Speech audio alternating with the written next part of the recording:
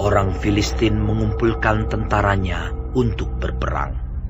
Mereka berkumpul di Soko yang di tanah Yehuda dan berkemah antara Soko dan Azeka di Efes Damim. Saul dan orang-orang Israel juga berkumpul dan berkemah di lembah Tarbantin. Mereka mengatur barisan perangnya berhadapan dengan orang Filistin. Orang Filistin berdiri di bukit sebelah sini, dan orang Israel berdiri di bukit sebelah sana, dan lembah ada di antara mereka. Lalu tampillah keluar seorang pendekar dari tentara orang Filistin. Namanya Goliat dari Gat. Tingginya 6 hasta sejengkal. Ketopong tembaga ada di kepalanya, dan ia memakai baju zirah yang bersisik. Berat baju zirah ini 5.000 shikal tembaga. Dia memakai penutup kaki dari tembaga, dan di bahunya ia memanggul lembing tembaga. Gagang tombaknya seperti pesa tukang gedung, dan mata tombaknya itu 600 shikal besi beratnya, dan seorang pembawa perisai berjalan di depannya. Ia berdiri dan berseru kepada barisan Israel. Katanya kepada mereka,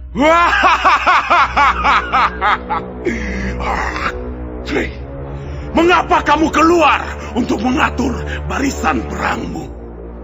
Bukankah aku seorang Filistin, dan kamu adalah hamba Saul?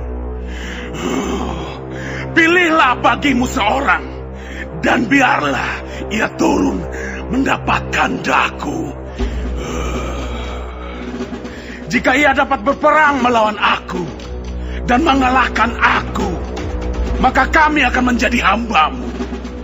Tetapi jika aku dapat mengungguli dia dan mengalahkannya, maka kamu akan menjadi hamba kami dan takluk kepada kami." Pula kata orang Filistin itu, "Aku menantang hari ini barisan Israel. Berikanlah kepadaku seorang, supaya kami berperang seorang lawan seorang." Ketika Saul dan segenap orang Israel mendengar perkataan orang Filistin itu, maka cemaslah hati mereka dan sangat ketakutan. Daud adalah anak seorang dari Efrata, dari Betlehem Yehuda, yang bernama Isai. Isai mempunyai 8 anak laki-laki. Pada zaman Saul, orang itu telah tua dan lanjut usianya. Ketiga anak Isai yang besar-besar telah pergi berperang mengikuti Saul. Nama ketiga anaknya yang pergi berperang itu ialah Eliab, anak sulung.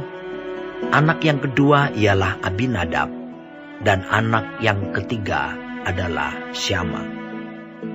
Daudlah yang bungsu. Jadi ketiga anak yang besar-besar itu pergi mengikuti Saul.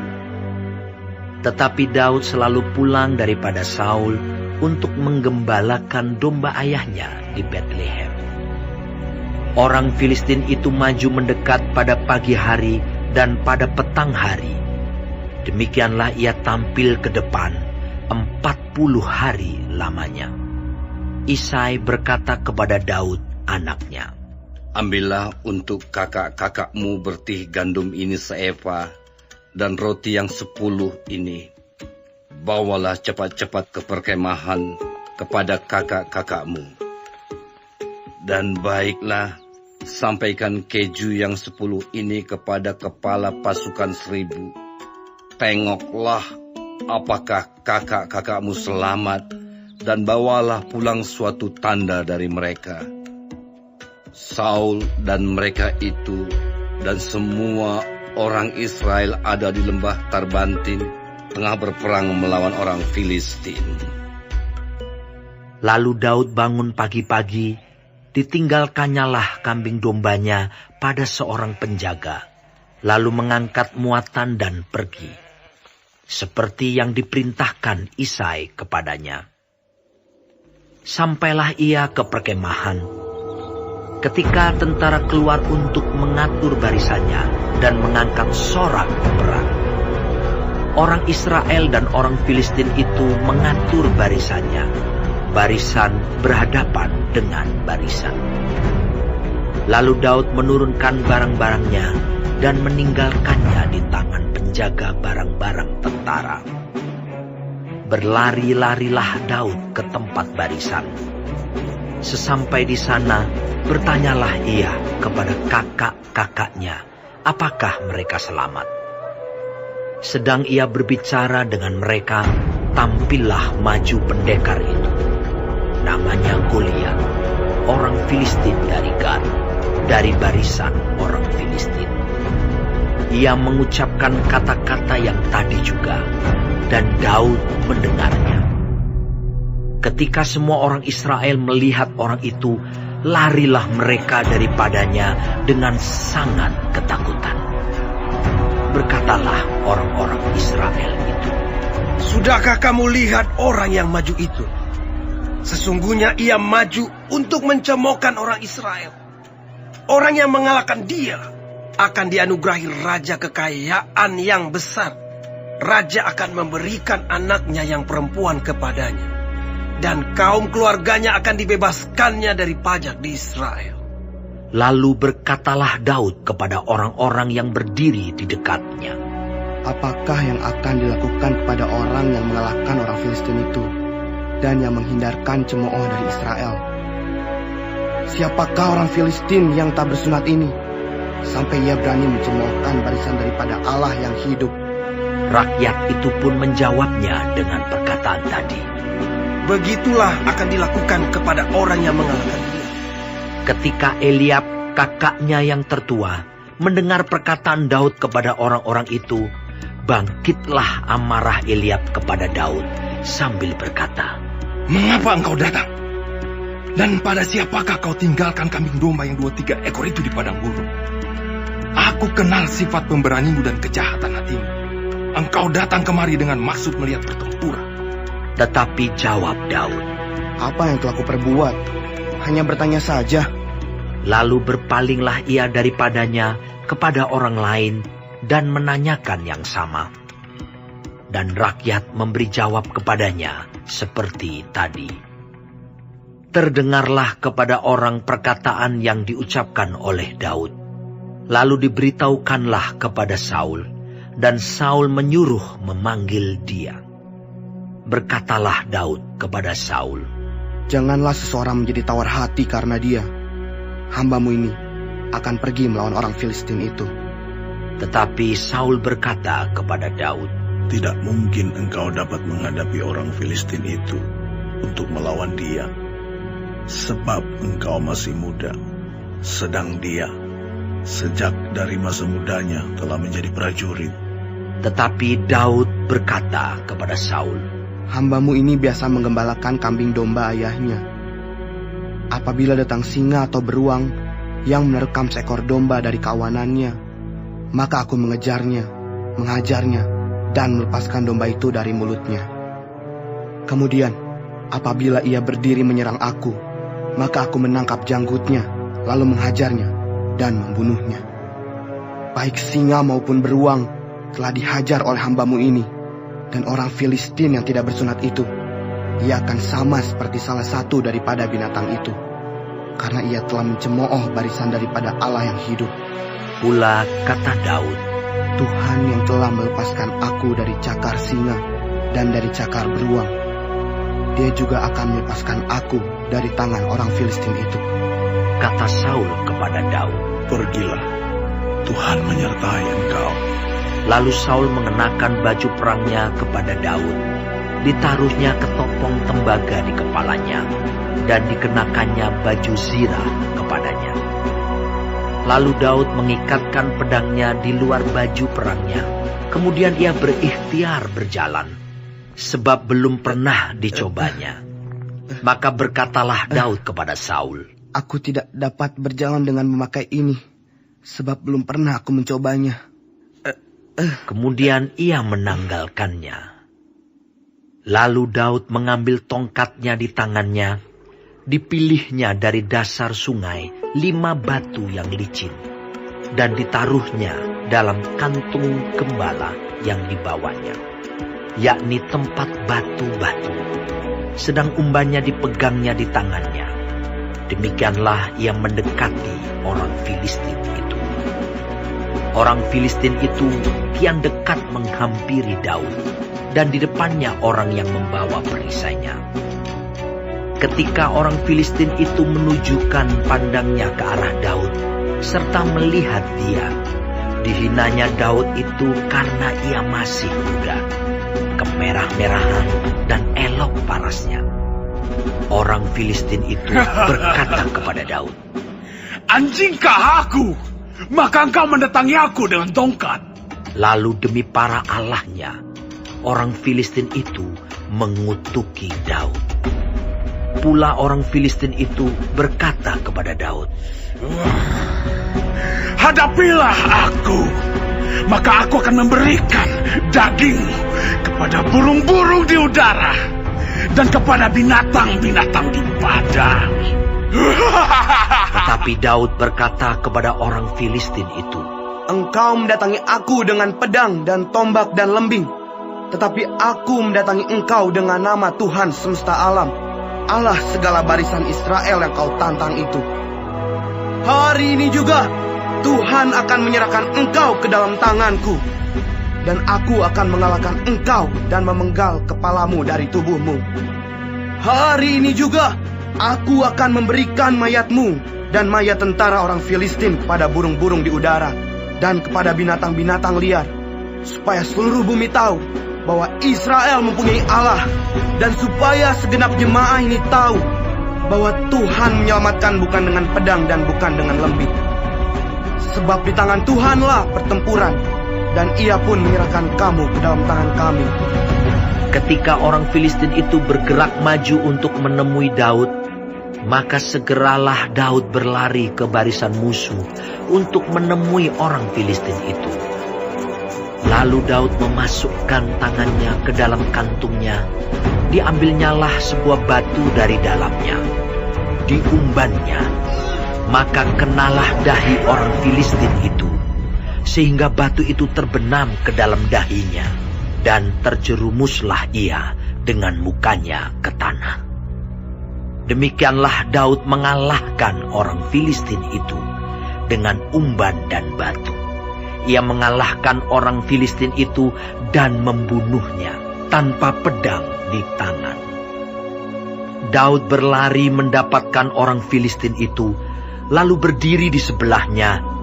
Diambilnyalah pedangnya, dihunusnya dari sarungnya, lalu menghabisi dia. Dipancungnyalah kepalanya dengan pedang itu.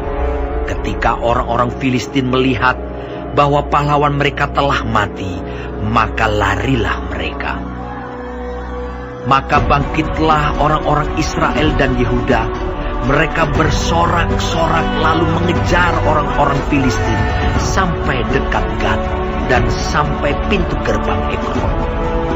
Dan orang-orang yang terbunuh dari orang Filistin bergelimpangan di jalan ke Saaraim, sampai Gat dan sampai Ekron. Kemudian pulanglah orang Israel dari perburuan hebat atas orang Filistin, lalu menjarah perkemahan mereka. Dan Daud mengambil kepala orang Filistin yang dipancungnya itu dan membawanya ke Yerusalem. Tetapi senjata-senjata orang itu ditaruhnya dalam kemahnya. Ketika Saul melihat Daud pergi menemui orang Filistin itu, berkatalah ia kepada Abner, panglima tentaranya. "Anak siapakah orang muda itu, Abner?" Jawab Abner, "Demi Tuanku hidup, ya Raja, sesungguhnya aku tidak tahu." Kemudian Raja berkata, "Tanyakanlah, anak siapakah orang muda itu?" Ketika Daud kembali sesudah mengalahkan orang Filistin itu, maka Abner memanggilnya dan membawanya menghadap Saul, sedang kepala orang Filistin itu masih ada di tangannya. Kata Saul kepadanya, "Anak siapakah engkau, ya orang muda?" Jawab Daud, anak hamba tuanku, Isai, orang Betlehem itu.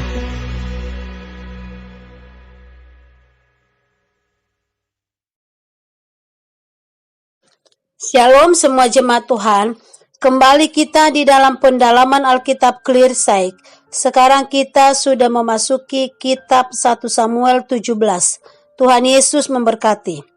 Setelah Tuhan memilih Daud menjadi calon pengganti Saul, tekanan Saul semakin berat karena bangsa Filistin juga ingin menyerang bangsa Israel. Ketika seseorang ditinggalkan oleh Tuhan, jiwanya pasti merana. Karena kondisi rohani berpengaruh kepada kondisi jiwa dan jasmani. Saul menjadi lemah karena sudah tidak berkenan kepada Tuhan. Ditambah ejekan Goliat yang menakutkan dan menyakitkan hati, semakin menekan jiwanya. Ancaman Goliat mengandung konsekuensi berat, di mana Israel akan terancam diperhamba kembali oleh bangsa Filistin. Saul menjadi takut dan cemas, dan juga seluruh rakyat pun menjadi takut. Dari mana datangnya takut dan cemas itu? Mengapa Saul takut dan cemas? Apakah hal itu disebabkan oleh besarnya tubuh dan dahsyatnya kekuatan Goliat? Tidak. Sumber ketakutan dan kecemasan Saul adalah dia sadar kalau dia telah ditinggalkan Tuhan. Semua ancaman bahaya itu harus dihadapi sendiri tanpa Tuhan. Itulah konsekuensi bagi orang yang mencoba berjalan mengikuti kemauannya sendiri dan membangkang terhadap perintah Tuhan. Saul dan semua prajurit ketakutan di dalam menghadapi Filistin dan pendekar raksasanya yaitu Goliat. Saul juga pesimis untuk mendapatkan tandingan Goliat dari tengah-tengah pasukannya yang mumpuni untuk melawan Goliat. Daud yang hanya dikenal Saul sebagai pemuda yang selalu menghiburnya dengan kecapi, justru mendapatkan kesempatan untuk pergi ke medan perang atas permintaan orang tuanya untuk menengok beberapa kakaknya yang menjadi prajurit Saul. Tetapi kakak-kakaknya Daud tidak menginginkan kehadiran Daud. Tetapi Daud lebih peduli pada situasi di medan perang yang menurutnya tidak menunjukkan kualitas pasukan umat Tuhan dalam berperang. Daud bukan sedang menyombongkan diri, melainkan dengan kacamata iman, ia melihat musuh-musuh Tuhan tidak ada apa-apanya. Seperti Daud, kita pun juga dengan kacamata iman berani melangkah maju dalam menghadapi setiap tantangan hidup ini, yaitu dengan bersandar penuh kepada Tuhan. Lalu Daud mengambil tongkatnya di tangannya.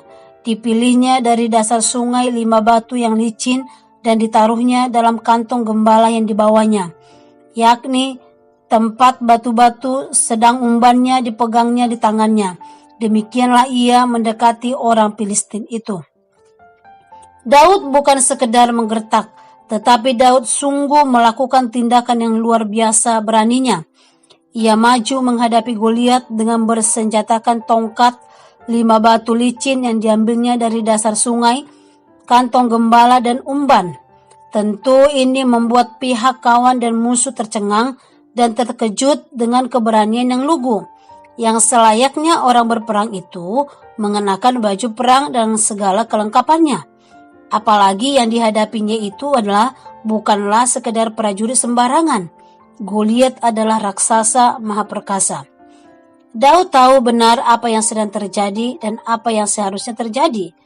Engkau mendatangi aku dengan pedang dan tombak dan lembing, tetapi aku mendatangi engkau dengan nama Tuhan semesta alam, Allah segala barisan Israel. Daud maju dengan senjata rohani, dengan iman. Akibatnya luar biasa.